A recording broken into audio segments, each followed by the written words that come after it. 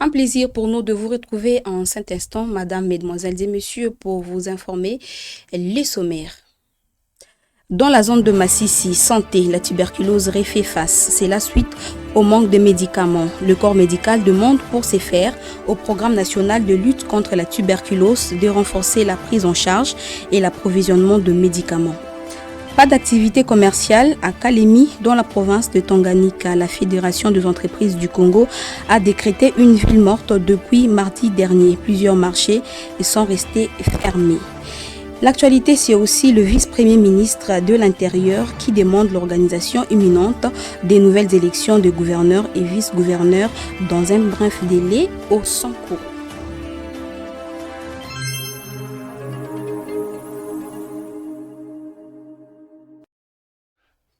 Rebonsoir. Santé dans ce journal. La tuberculose connaît une augmentation préoccupante dans la zone de Massissi. Nous sommes au Nord Kivu. Plus de 300 cas ont été enregistrés depuis le début de l'année dernière. Reportage. Cette recrudescence est due à la rupture des médicaments dans cette zone du pays. Malgré que les patients se font dépister, la prise en charge reste tout de même problématique. Certains patients ne sont pas traités et cela pendant plus de 2 mois. Suite à cette situation embarrassante, les corps médicaux craignent la contamination dans la population étant donné que la tuberculose est une maladie contagieuse. Ils demandent pour ce faire au programme national de lutte contre la tuberculose ainsi qu'aux partenaires humanitaires et sanitaires de renforcer la prise en charge et l'approvisionnement des médicaments. Retenons que c'est depuis le mois de février de l'année dernière que la crise sécuritaire persiste dans les territoires de Massissi et entraîne cette pénurie de médicaments et perturbe l'acheminement d'intrants médicaux. Le procès du lieutenant-général Philémon Yavirung s'est poursuivi ce mardi devant la cour militaire. La demande de libération de la défense a été rejetée. La prochaine audience est fixée au 27 janvier prochain. Reportage. Le procès du lieutenant-général Philémon Yavirung s'est poursuivi ce mardi 20 janvier devant la haute cour militaire. Opposé à l'auditeur général des FARDC, qu'un commandant de la 3e zone de défense est poursuivi notamment pour trahison et pour des faits présumés d'incitation des militaires à des actes contraires à la discipline. Dans sa débité par le prononcé de l'arrêt avant l'examen du mémoire présenté par les avocats de la défense. Ces derniers ont sollicité la mise en liberté de leurs clients, une requête que la haute cour militaire a déclarée recevable mais non fondée. Au cours des débats, la défense a soulevé plusieurs exceptions, évoquant entre autres l'incompétence de la juridiction saisie, des irrégularités dans la procédure d'arrestation, des atteintes à la dignité du prévenu, ainsi que l'établissement de certains procès-verbaux en violation de la loi. Les avocats ont ainsi demandé la main levée de la détention préventive, l'exclusion de certaines pièces du dossier et la déclaration d'incompétence de la haute cour militaire. De son côté, l'auditeur général des FARDC a interrogé les prévenus sur les faits mis à sa charge. Il accuse le lieutenant-général Philémon Yav d'avoir entretenu des contacts avec une force étrangère, en l'occurrence le Rwanda. Selon l'accusation, un message attribué à un proche du général rwandais James Kabarebe Ferré état d'un prétendu plan mis en difficulté par les gouverneurs militaires du Nord Kivu, feu le général Peter Chirimwami Kumba. Prenant la parole, le prévenu a rejeté catégoriquement ces accusations. Il affirme n'avoir jamais reçu un tel message sur ses téléphones et demande à l'auditeur général d'en apporter la preuve devant la haute cour. Toutefois, le général Yav reconnaît avoir reçu un message provenant d'un numéro inconnu, évoquant une supposée collaboration entre les FARDC et les FDLR pour déstabiliser le Rwanda. Selon la défense, le général Peter Chirimwami pourrait qualifier ces messages de simples manœuvres de guerre psychologique. Une interprétation que l'auditeur général n'a pas retenue, estimant que ces échanges s'inscrivent dans les actes hostiles aux intérêts de la République. Direction province de la Tanganyika, dans la ville de Kalemi, où la Fédération des entreprises du Congo a décrété une ville morte depuis mardi 20 janvier 2026. Plusieurs marchés sont restés fermés. Les pourquoi de cette ville morte dans ce reportage que nous signe Hélène Ngala.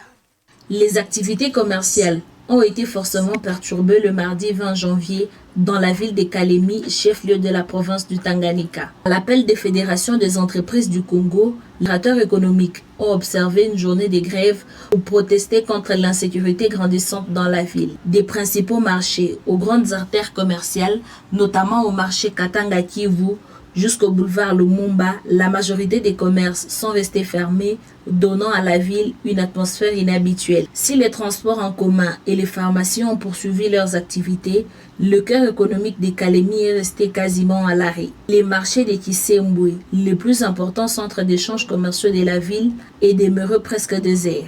La FEC Tanganyika justifie ces mouvements par la recrudescence des actes criminels visant les opérateurs économiques ainsi que par des préoccupations liées à la gestion et à la transparence des recettes publiques, notamment celles perçues au niveau de certains postes des péages. Dans une lettre adressée aux autorités urbaines quelques jours avant, la fédération avait annoncé cette cessation d'activité prévue pour le 20 et le 21 janvier. Jusqu'à présent, aucune réaction officielle des autorités provinciales en charge de la sécurité n'a été enregistrée.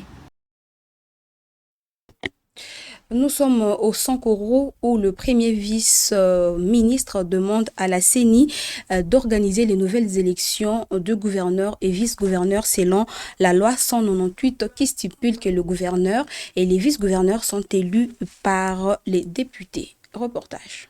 Les vice-premiers ministres, ministre de l'Intérieur, de la Sécurité et des Affaires coutumières, a adressé une correspondance au président de la Commission électorale nationale indépendante sollicitant l'organisation rapide des élections du gouverneur et du vice-gouverneur dans la province du Sankuru. Cette initiative fait suite à l'arrêt rendu le 24 octobre 2025 par la Cour constitutionnelle confirmant la déchéance du gouverneur en fonction. La décision judiciaire qui a entraîné les vacances de l'exécutif provincial plongeant la province dans une période de transition institutionnelle. Selon les vice-premiers ministres, la situation actuelle nécessite une réponse rapide afin de garantir la continuité de l'action publique et le respect de l'ordre institutionnel. Il appelle ainsi la CENI à s'engager sans délai dans les procédures prévues par la Constitution et la loi électorale. L'objectif affiché est clair, organiser un scrutin crédible, transparent et conforme aux tests en vigueur pour permettre au Sankuru de se doter d'un exécutif provincial légitime et stable, capable de répondre aux attentes de la population. En attendant la réaction officielle de la CENI, cette demande relance les débats sur les délais électoraux et la gestion de périodes de vacances du pouvoir dans la province. Les regards restent désormais tournés vers l'organe électoral.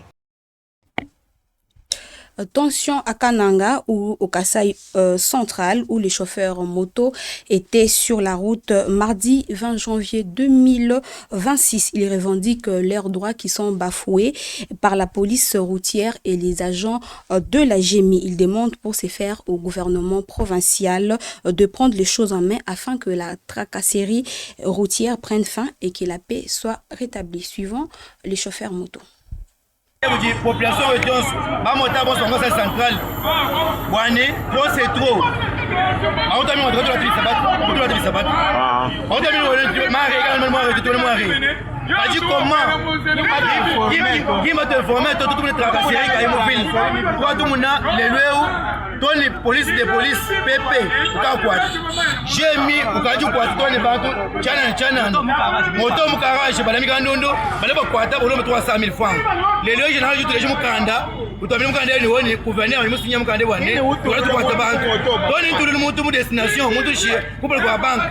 Ni mwe kwa banque wa chi muntu bale bakwata moto ba policier bakabi mana mu matu bine bimanyika bato mabato bila mechana na bato mabato bila mechana ni wone imanya mani client jigambula bale ba zimunyi bankwata ko c'est trop vous l'avez ma papato non même les bisabati même bien habillé mutu ba bien habillé mo bele batu kwa ah moi ne tu dois bien moi sasa bafuka kwatana na wakasi kwa bisabati yo tuto kwa tu comportement wa Kinshasa kwa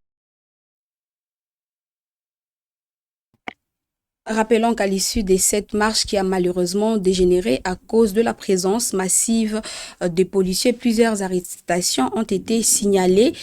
Le membre de Taximen exige la libération immédiate et le rétablissement de l'ordre au sein de leur organisation. Et c'est par cette information que nous mettons point final à ce journal réalisé par Jean-Archange Kambala, Hélène Ngala, chef d'édition, Gloire Ngomba à la présentation. N'oubliez pas d'activer la cloche des notifications pour ne rater aucune de nos éditions. Nous nous retrouvons très prochainement. Bonne soirée et portez-vous bien chez vous.